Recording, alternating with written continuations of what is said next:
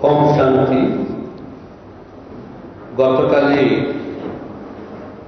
भारतर गृहमंत्री को द्वारा 2019 रे जो सिटीजन अमेंडमेंट बिल अना जाइथिला एवं उभय गृह ताको पास करथिले ता गतकाली कार्यकारी समग्र देश रे हेबाकू जाउछि। विशेषकरी यह द्वारा भारत वर्ष रे जो माने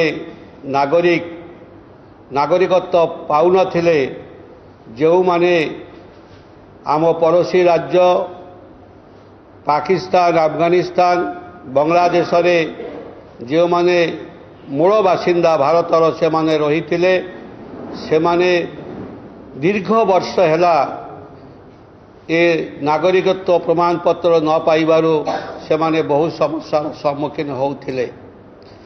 विशेषकर हिंदू ख्रीस्टान बौद्ध जैन सिख एमाने वर्तमान नागरिकत्व पाइबे।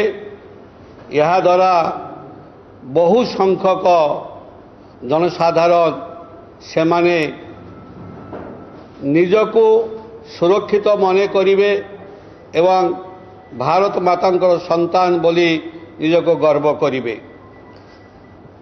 यह 2014 मसीहा पूर्व जो माने आसीचंती भारत रे से माने या को पाइबे एवं विशेषकर जो माने धार्मिक पीड़न सम्मान जीवन प्रति विपद थिला से माने एई तीनोटी राष्ट्र छाड़ी भारत रे शरण नहीं थिले से मानकर आमर यशस्वी प्रधानमंत्री प्रचेष्टा नरेंद्र मोदी जी आमर सम्मानीय गृहमंत्री अमित शाह कठोर परिश्रम आज एमान मुहरे हस फुटेबा जाउचंती एवं समस्ते खुशी हेबे।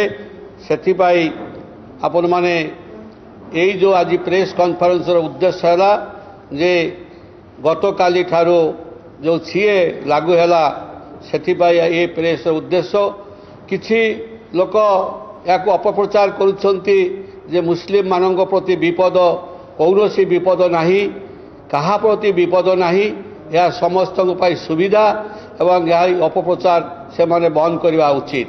तेणुक आज प्रेस कॉन्फ्रेंस होची से उद्देश्य रे समस्त धन्यवाद। देशर लाभ जो माने अनडिवाइडेड इंडिया रे थिले से माने देश रे थाइकिरी मध्य निजको सुरक्षित मने करू नथिले। सेतिबाई लोकंकर मंगल हैला माने देशर मंगल हैला। लोक निजको जेतेबेले सुरक्षित मनिबे एवं भारत मातार संतान बोली निजको गर्व करिवे सेटा होछि देशर बड़ लाभ।